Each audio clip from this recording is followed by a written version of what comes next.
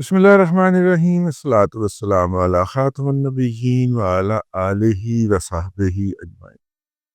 السلام علیکم ورحمۃ اللہ وبرکاتہ۔ شام کی موجودہ صورتحال، جسے آپ آزادی بھی کہہ سکتے ہیں، رجیم چینج بھی کہہ سکتے ہیں، بغاوت بھی کہہ سکتے ہیں، انقلاب بھی کہہ سکتے ہیں، کیا اس کی بنیاد تب رکھی گئی تھی جب ایران کے صدر ایک پہاڑی علاقے میں ٹریول کر رہے تھے اور ان کا ہیلی کاپٹر ایک پہاڑی سے ٹکرا کے تباہ ہو گیا تھا، جس میں وہ اس دنیا سے چلے گئے تھے، کیونکہ اپنا انجام دیکھ کے اور اپنی حالت دیکھ کے جناب بشار الاسد صاحب اپنے فراغت سے 2 دن پہلے، بلکہ 3 دن پہلے ہی کر لیں، 2 ممالک کے دورے پہ نکلے، ایک ایران کا اور دوسرا روس کا، ماسکو کا۔ ایران سے بھی انہوں نے مدد طلب کی اور کہا کہ مجھے لے دے گئے منو بچاؤ، اور روس سے بھی انہوں نے یہی مدد کی۔ روس نے تو اب لگتا ہے انہیں یہ کہا ہوگا کہ بھائی ہم تھوڑا سا ڈم ڈم کریں گے اور تم اس میں نکل جانا، اس سے زیادہ ہم سے توقع نہ رکھو۔ خیر، اس کا تفصیل سے پوسٹ مارٹم کرتے ہیں۔ پہلے آ جاتے ہیں ایران جب جا کے انہوں نے امداد مانگی تو ایران کے جو ولایت فقیہ ہیں، جو ان کے نائب خلیفہ کا جو کہہ لیں کہ لقب اختیار کیا ہوا ہے، انہوں نے خامنہ ای صاحب سے ملاقات کی۔ خبریں یہی ہیں جو اس وقت ویسٹرن میڈیا میں چھپی ہیں، اور ایران کی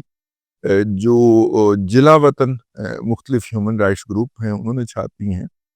کہ ولایت فقیہ نے، یعنی کہ خامنہ ای صاحب نے، قائد کہہ لیں ان کو، روحانی رہنما کہہ لیں، انہوں نے صدر کو طلب کیا۔ تو یہ جو تھے، یہ موجودہ صدر جو ہیں، یہ مڈ ٹرم میں آئے ہوئے ہیں، کیونکہ وہ پہلے والے صدر تو چلے گئے تھے نا اس دنیا سے ہیلی کاپٹر پہ بیٹھ کے، تو اس کے بعد پھر انتخاب ہوا تھا، اور انتخاب میں یہ منتخب ہوئے تھے۔ انہوں نے ہاتھ کھڑے کر لیے، انہوں نے کہا جی 10,000 بندہ فوری طور پہ آپ ریولوشنری گارڈ کا روانہ کریں بشار الاسد کی حفاظت کے لیے۔ تو انہوں نے ہاتھ کھڑا کر دیا، انہوں نے کہا کہ جناب 10,000 کیا، 10 بندے بھی نہیں ہمارے پاس بھیجنے جوگے، نہ فنڈز ہیں اور نہ ہی ہمارے پاس کیپیسٹی ہے کہ ہم یہاں سے سپیر کریں۔ اسرائیل کے حملوں کا خطرہ لگا ہوا ہے، نمبر 1۔ نمبر 2، یہ پتہ نہیں ہے ہمارا کون سا فوجی بک چکا ہوا ہے اور کون سا کمانڈر بک چکا ہوا ہے اور کون سا خفیہ کا بندہ بک چکا ہوا ہے، تو ہر بندے کے اوپر دوسرا بندہ لگانا پڑ رہا ہے اس کی نگرانی کے لیے۔ اس لیے ہمارے پاس 10,000 کیا، 10 بندے بھی سپیر کرنے کے لیے نہیں ہیں جو ہم وہاں پہ بھیجیں۔ لہٰذا پھر انہوں نے جو ایرانی پراکسیز ہیں ان کے لیے حکم فرمایا۔ ایک تو انہوں نے حزب اللہ کو کہا کہ وہ اپنے لوگ بھیجیں 10,000 کے قریب، جو وہ نہیں کر سکے، اس کے اوپر ابھی ہم آتے ہیں۔ یہ یونیک موقع ہے جب سے انقلاب آیا ہے ایران کے اندر،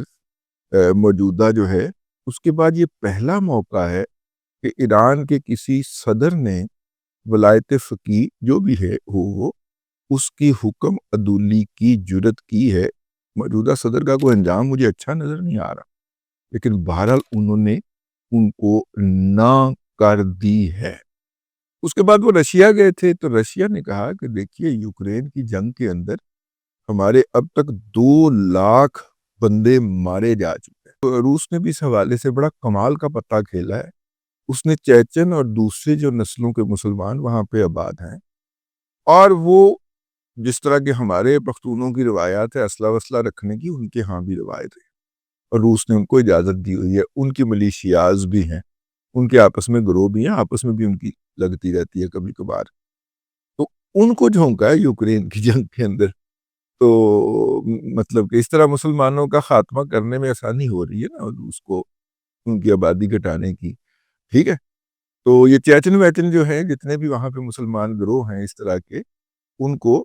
اس نے یوکرین کی جنگ میں گھسیڑا ہوا ہے۔ تو انہوں نے کہا کہ جی 2 لاکھ ہماری فوج اور جو پیراملٹری ہے، یہ چیچن وغیرہ، یہ مارے جا چکے ہیں، اور 5 لاکھ سے زیادہ تمام عمر کے لیے معذور ہو چکے ہیں۔ یعنی اب وہ زندگی بھر سرکار کے وظیفے کے اوپر عمر گزاریں گے، انڈیپینڈنٹ زندگی گزارنے کا ان کے ہاں تصور کوئی نہیں۔ ہمارے پاس بندہ تو کوئی نہیں۔ جو ہم نے وہاں پہ نصیریوں کے علاقے کے اندر اپنے کو 3 اڈے بنا رکھے ہیں، وہاں پہ جتنے لوگ ہیں آپ اسی پہ اتفاق کر لیں، جتنے تھوڑے بہت گولہ بارود بچ گیا وہ ہم مار دیں گے، صرف ٹھاٹ ٹھیا کریں گے تاکہ آپ وہاں سے نکل جائیں، اس سے علاوہ ہم سے کوئی توقع نہ رکھیں،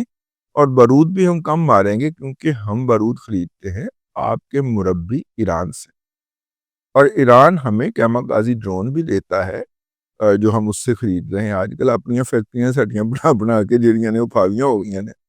تو ہم اضافی جو خریدتے ہیں کیماکازی ڈرون وغیرہ ان سے خریدتے ہیں، اور عالمی منڈی کے اندر اگر ان کی قیمت $1 ہے تو ایران ہم سے $4 سے $5 بلکہ $8 تک چارج کرتا ہے، یعنی کہ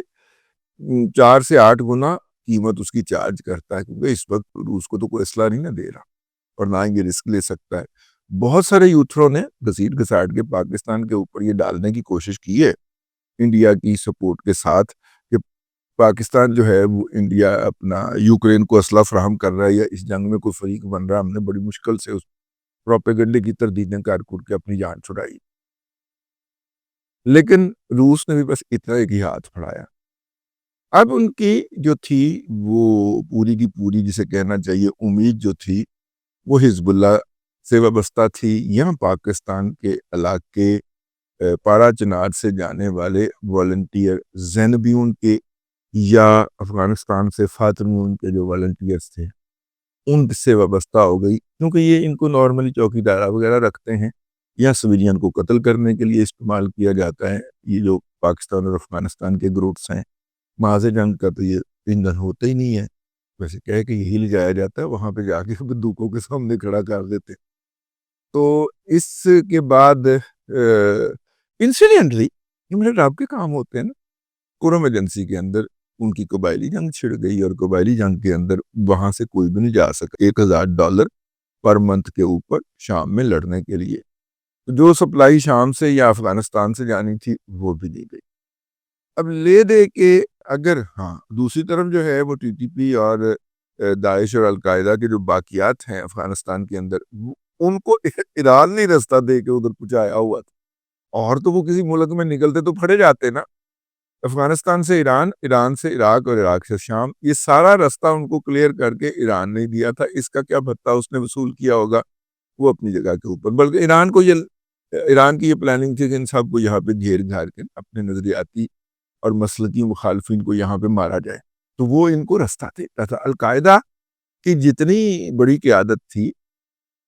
وہ ایران کے اندر چھپی رہی، جب ان کے اوپر مشکل وقت آیا پاکستان تو پکڑ کے ان کے ڈالر لے رہا تھا، اس وقت جو پاکستان میں فوجی حکومت تھی تو ایران نے ان کو پناہ دی تھی، تو پھر ایران نے پرلی طرف ان کو شام کا عراق کے ذریعے رستہ دیا، تو خیر پاکستان سے بھی نہ جا سکے، اور جب ان کو احکامات وصول ہوئے تو حزبی جو تھے حزب اللہ والے وہ یہ کہتے سنیں گے کہ ایران نے ہمارے خون کا سودا کر لیا۔ اچھا مزے کی بات یہ ہے 6000 کے قریب والنٹیئرز نے عراق کا بارڈر کراس کر کے شام جانے کی کوشش کی، لیکن بارڈر کے اوپر متعین اہلکاروں نے کہا کہ جانے کا رستہ بند ہے، شام سے آنے کا رستہ کھلا ہے، وہاں سے جو آئیں گے ان کو ہم ویلکم کر رہے ہیں، آپ ادھر جا نہیں سکتے، تو انہوں نے ان کو بارڈر کراس نہیں کرنے دیا۔ اچھا جی، اور جناب حزبی آئے پھر یہ کہتے ہوئے کہ ولایت فقیہ نے ہمارے خون کا سودا کر لیا امریکہ کے ساتھ، تو ہم کیوں سستے بھاؤ اپنا خون بیچیں۔ ان کے جو اڈے بنے ہوئے تھے شام کے اندر مختلف جگہ کے اوپر، ان کے اوپر جدید ترین اسلحہ تھا، وہ آئے ہیں، اب انہوں نے اپنے اسلحہ خانوں کی تلاشی لیا اور اس میں سے مخصوص سامان 2000 کے قریب لوگ آئے اٹھا کے چلتے بنے،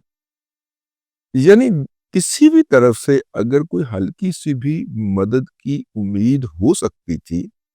جناب بشار الاسد صاحب کو، تو وہ حزبیوں کے آنے اور اپنا اسلحہ اٹھا کے واپس جانے کے بعد ختم ہو گئی، اور اگلے لمحے انہوں نے فیصلہ کر لیا کہ میں نے گھر جانا ہے میں نے یہاں پہ نہیں رہنا، اور وہ جہاز میں بیٹھ کے نکل گئے۔ لیکن یہ بھی عالمی میڈیا نے رپورٹ کیا کہ ان کا جہاز دنیا کے 8 دارالحکومتوں کا چکر لگا کے ماسکو پہنچا ہے۔ بہرحال میرا رب جو ہے اس نے جو کام کرنا ہوتا ہے اس کے لیے بہت کہہ دیتا ہے۔ ہاں اس طرح امریکن سے بھی رابطہ کیا گیا، امریکن بھی تو وہاں پہ سٹیک ہولڈر ہے نا ایک علاقے کے اندر، جس گروہ کا قبضہ ہے وہ امریکیوں کے زیر اثر ہے اور امریکی اس کو اسلحہ دیتے ہیں۔ اچھا، اب اس وقت پاکستان کے میڈیا پہ پروپیگنڈا ہو رہا ہے کہ جناب جولان میں آ گیا، اور جولان میں 1964 میں آ گیا تھا اسرائیل نے، بشار الاسد کے باپ نے، بلکہ ان سے بھی پہلے لوگوں نے یہ جو شکست کھائی تھی وہاں پہ اس نے حوالے کیا تھا بھائی۔ اس لیے آپ کون سا گولان ہائٹ لے کے بیٹھے ہوئے ہیں؟ گولان بھی کہا جاتا ہے اس کو، جولان بھی کہا جاتا ہے، تو یہ انہی پہاڑیوں کے رہنے والے ہیں، یہ جو ابو محمد جولانی صاحب ہیں۔ میرا خیال ہے یہ ان کا اصلی نام نہیں ہے، لیکن بہرحال جو اس وقت فیس لے کے سامنے آئے ہیں یہ انہی پہاڑیوں کے رہنے والے ہیں۔ اسرائیل نے کیا کیا ہے کہ وہاں پہ ہلکے ہتھیاروں کی بجائے اپنے ٹینک شینک کر دی ہیں، اور اسرائیل کو شاید میرا خیال ہے اس امر کا تو پتہ ہوگا کہ اس وقت ٹینک جو ہے، ڈرون اور کیما کازی ڈرون کے آ جانے کے بعد ٹینک سب سے آسانی سے شکار کیا جانے والا ہتھیار بن گیا ہے۔ اور حماس کے لوگوں نے جس طرح اسرائیل کے ٹینکوں کی 600-700 ٹینکوں کی بلی چڑھائی ہے، اور وہ جس طرح ان کو تباہ و برباد کیا ہے ہینڈ گرنیڈوں کے ذریعے، اس سے آپ اندازہ کر سکتے ہیں کہ ٹینک کتنا ولنریبل ہتھیار ہے۔ کھلے میدان کے اندر ہوتا ہے نا، یہ پہاڑی علاقوں کے اندر تو آپ، اور گولان کی تو ہیں ہی پہاڑیاں نا، وہاں پہ تو آپ کیما کازی ڈرون کو بس آپ نے ٹارگٹ ہی دینا نا، کہ ٹینک ہوتا ہی انہیں جو گھومتے ہوتے ٹھاس کرتے ہوئے اور ٹینک فائر۔ تو خیر یہ تھا جی، یعنی اللہ تبارک و تعالیٰ نے جب شام کو بشاریوں کے اقتدار سے نجات دلانی تھی تو اس نے کس طرح اہتمام کیا۔ امریکہ نے کہا جی ہمارا ٹرانزیشن چل رہا ہے، ہمارا پچھلا صدر جو ہے نا وہ لیم ڈک ہو گیا، اگلا آیا کوئی نہیں، تو ہم اس بارے میں آپ کی کوئی ہیلپ نہیں کر سکے۔ بشاری نے ان سے بھی مدد مانگی تھی لاسٹ ٹائم جب انہوں نے ان باغیوں کے خلاف کارروائی کی تھی۔ ایران، روس، چائنا بھی اسلحے کی شکل کے اندر، اس کے بعد امریکہ، ٹھیک ہے، یہ سارے ایک پیج پہ تھے یار۔ سعودی عربیہ بھی، اپنا ترکی بھی، اس دفعہ ترکی جو تھا اس نے اور کچھ نہیں کیا، بس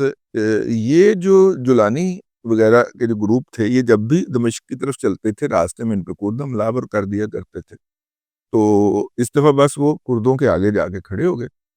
انہوں نے کہا کہ انہوں نے جان دے حملہ نہیں کرنا ہے نا، لو بس۔ اس پوری جنگ کا کریڈٹ جو ہے، یا اس پوری فتح کا کریڈٹ جو ہے، اس وقت بہت سارے لوگ ان کو سمجھ نہیں نہ آ رہی، خاص طور پہ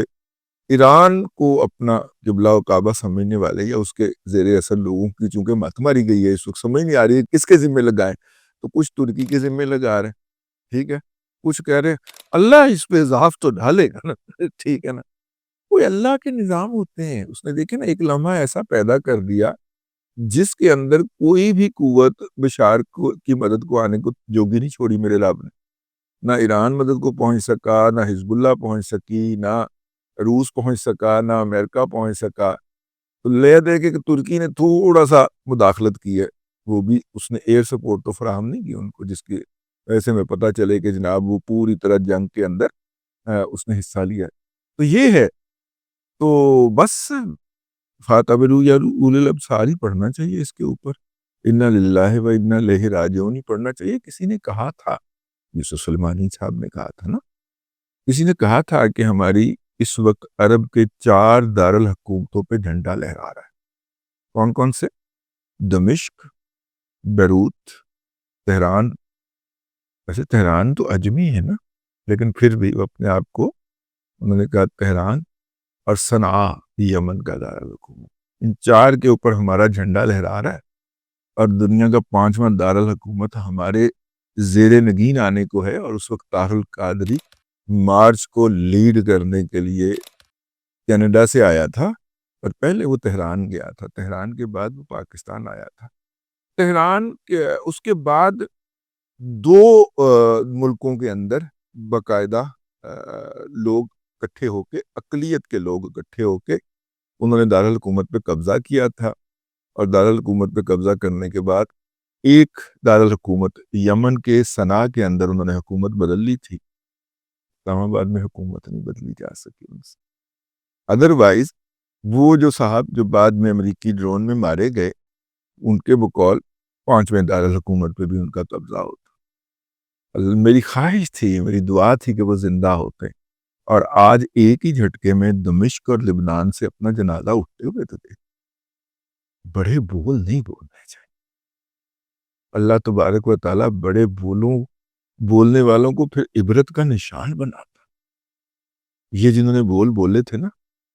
ان کی ڈیڈ باڈیز بھی نہیں ملی. ٹھیک ہے. اور اب اگر آپ سمجھیں میری بات کہ اگر ولایت فقیہ کی بات تہران میں نہیں مانی جا رہی، اس کا مطلب ہے تہران سے بھی دیہانت ہو چکا، اقتدار کا بھی اور اختیار کا بھی. بھارت اب تک کے لیے اتنا ہی. اگلے ولاگ میں پھر حاضری ہوگی. اللہ تبارک و تعالیٰ آپ کو آسانیاں عطا کرے اور آسانیاں خلق خدا میں تقسیم کرنے کی توفیق عطا کرے.